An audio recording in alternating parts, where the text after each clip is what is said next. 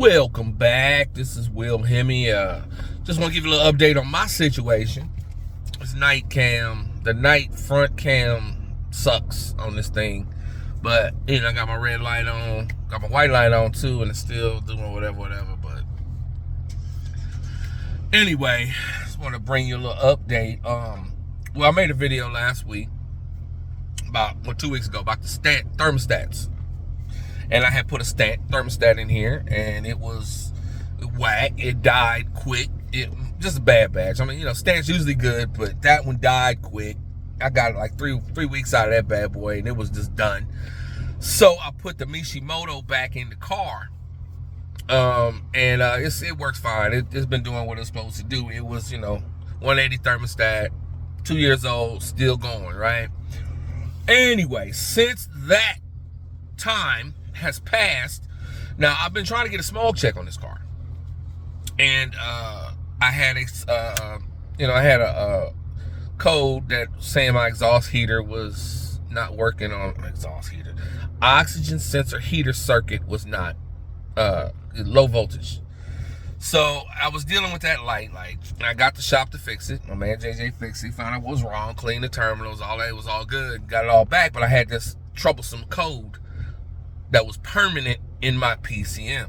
Now that code, to be cleared, this is to get a smog check in California. Some states will allow you to have one code in your system. California don't allow you to have nothing.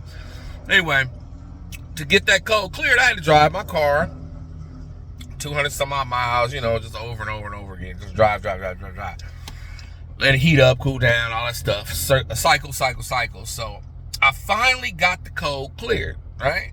Everything was good. I have a program on my phone that uses the little ELM adapter, plug into your OBD2 port, and you can read your codes. You can do a deep scan, and you can also check for your inspection readiness, which is any codes you have deep in your system that don't just pop an engine light, but they're codes that are in there that will stop you from getting a smog check, stop you from passing a smog check.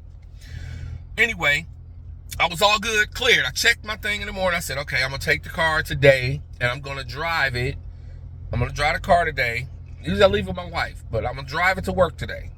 And then I'm going to get the smog check after work. The smog check place across the street from where I keep my truck. So I get on the freeway, totally clear codes. Everything's beautiful. I get on the freeway in the morning. Now I'm still running the Mishimoto 180 thermostat. So I get on the freeway. It's cold. We start to get cold down in California. Temperature gets up to 176. Thermostat opens. It stays at 176. Doesn't go any higher. Before I get to work, bing, engine light.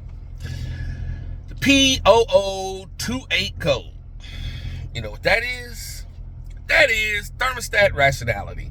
Well, that's a hard code. Now you get a light, you get a check engine light, and you also get a permanent code. California mandated in cars newer than 2010 to where the computers have to register these small codes as permanent, and they cannot be wiped out with a tuner, with any shop can't just wipe it out the way you wipe out a regular code. These permanent codes are in there so deep. And you know, sometimes you can unplug the computer. Older cars, you can just unplug the car from the battery, disconnect the battery for a while, put it back together, and all your codes are gone. Well, these don't do that. They're hard in the system. You can even change PCMs, and it spreads that code into the car, into the chassis, so the chassis knows that you got that code. So you change PCMs, that code's gonna come right back. This is what California did. They want to make sure you're not cheating the system. So you got to drive your car with cleared codes. You got to drive your car in perfect shape for a while to be able to pass that test. So anyway, I got the P028. I said, hell with it. Damn, I'm done. So I can't even get the smog check today because I know how to drive that code away. So what I did was I went and got a Motorrad fail-safe 203 degree thermostat. Now 203 is a stock value. That's when it normally opens up for a stock car. Your car reads that and understands it. When it opens up and things cool off, it's understandable. I think the car has to get above 180 at some point in the day not to throw that thermostat rationality code. So the 203 let that happen. Of course, you know, car warms up. Even if it's cold, the icy cold outside, the thermostat won't open up to 203, so the engine is going to get that coolant hot. So I went ahead and just backtracked. Now, I got the Motorrad fail-safe thermostat. One of the few that I've ever been able to find for the Hemi that fails in an open state. All the other ones fail closed. This one fails in an open state. So I figured, all right, I'm happy with that. I'll let that ride. So I put that thermostat in because I'm not going to get damn near ready. I've been trying to get the smog check for like 3 months. Paid my registration, got the little paper that says, well, you paid, but you ain't got your tags because you ain't did a smog check yet. So I got that paper. I'm rolling with that. It's up in December, so I got a minute before, you know, police start looking at my license plate funny. So I said I'm gonna put this thermostat in the 203, go back to regular, and just keep driving until the code's clear. Well, it took about a week. And finally, the code cleared, and I'm 100% ready. My monitor readiness is 100%. I'm ready for my check, but I didn't drive the car to work today, so I'll get it tomorrow. But I'm actually liking the 203 thermostat. Generally, when you idling or when you are, you know, in slow traffic conditions, even if you got a 180, 160, 190, whatever thermostat, it's still going to open up. You know what I mean? Even when it opens up, you're still going to get hot. The car's still going to eventually warm up. But the 203 is cool. I mean, it keeps you right where you're supposed to be so you don't throw no codes. And I'm not mad at it. The fans work great. When I get on the road and start running, the temperature actually comes down below 203. Because it takes a while for the thermostat to close. But the radiator, like I said, I got a 3-row all aluminum radiator. I got stupid fans. So on the freeway, I still get that cooling. You know what I mean? I can run it wide open and it's not a problem. And I also had some comments from some people on other pages where I was talking about this and where I posted the video. And I had one guy who was a mechanic, and he was breaking it down to me why you don't use the 180 thermostats. They're no good for the engine because they don't let your engine warm up fast enough, for one.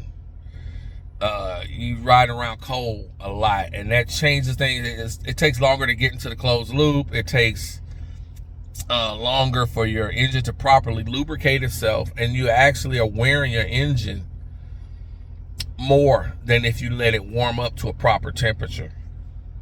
There's a few other little things like that, and it's like, you know what, I'm just not gonna do it.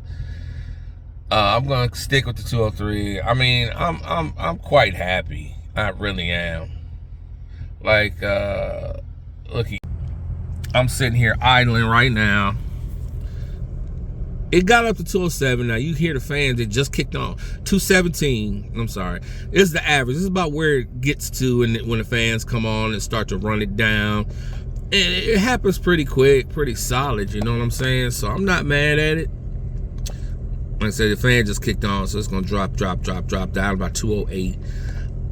I'm not mad at it. It's the operating temperature is actually probably better than running around at 170 all day. 160. I know it goes against everything in your soul to let your engine get hot. You feel like the colder the better, but that's not true with these cars. And also the oil needs to be at a certain temperature to run real good, you know what I'm saying? So for now, we're gonna leave this at the 203 thermostat because it's just better. It's just accurate. Everything in the car is designed to run around that 203 thermostat. Now, I mean, yeah, you got racers, they got different needs. You know, you can run without a thermostat if you want to do that. But day-to-day street driving, do not take your thermostat out because that also leads to overheating because your engine don't cool off enough, because the thermostat just runs straight through the radiator and right out the other side too fast. The coolant goes through it too fast because the hole's too big. You got to have a restrictor plate if you're going to do that. But then you're still slowing down how long it takes for your car to warm up. It's like you're eliminating technology. The thermostat was designed and built to do things that help you. It wasn't designed to hurt your car.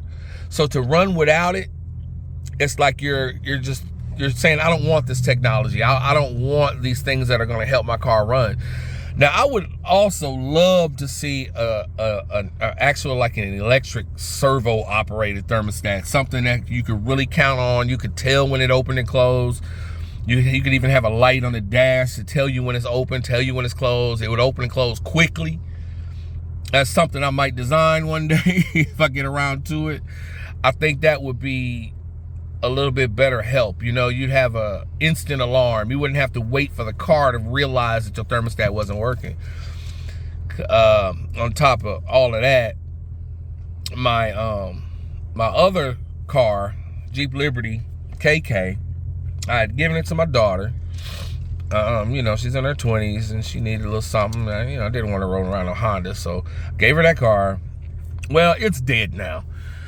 It seems that the water pump leaked out all the fluid, all the coolant, and she didn't know. The engine seized up. 3.7 liter V6, no good. To put another one in, shop quoted me $7,000. I bought the Jeep for $8,000. You know, that was 100,000 miles ago. So I'm not mad at it. It is what it is. Now she got to go get something else. But she's a big girl. She can handle it. But there was no way to know that all the coolant had run out of the motor. And a thermostat that wasn't acting right on an electrical switch and a warning light would have probably let her know. I don't think there's a low coolant light on that Jeep Liberty. I don't think there's a low coolant light on this. I don't think there's a low coolant light anywhere. It's just kind of that you get a check engine light. But people don't really pay attention to those. You know, if check engine light comes on, your car's still driving, people just keep it pushing. Say, I'll go to AutoZone and figure it out. But yeah, if that's the only thing we got to let you know all the coolant run out, that's not good. You need something better. Or else you just, as soon as you see that light, pull over, pull out your phone, pull out your OBD app, and see what's going on. That's what I usually do. I don't like to let the engine light run at all. But for now, that's just the way it's gonna have to be. I'll give you some more updates as they are available. But for now, we are rolling smooth in the brand new 6.4 liter Hemi that is under my right foot and will be under my right foot for the rest of the night till I go home. Well, anyway, that does it for tonight. But if you would please, I still need some discussion on this. I need to hear from some of you guys out there who are skilled at cooling systems. Tell me your experiences with 180 thermostats, 160 thermostats, thermostat failure rates. Tell me your experience, what kinds you bought, and how quickly it failed on you. I'd like to know that. And also, coolant level warnings. Is there some way to know when my water pump decides to leak out all the fluid?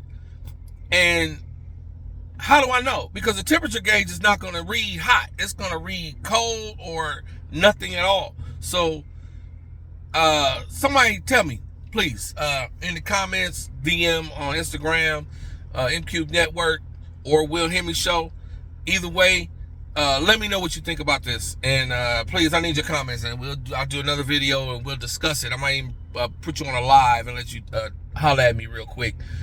But please do that, and give me a subscribe, give me a like, and share this video with people you know. I want to build a knowledge base on this. I've been dealing with this for a long time, and that's it. Just like, share, subscribe, all that good stuff. Leave me some comments. Tell me what's going on with you and your cooling system. And we're gonna have this is gonna be a topic for future reference, because we're gonna do some stuff with the Jeep Grand Cherokee also, because that thing got a problem. It don't stay cool. It ain't nothing you can do about that. So we're gonna work on that. I got something planned for that that's gonna cool it off. But anyway, like I said, like, share, subscribe, and comment with your cooling system issues, please. Good night.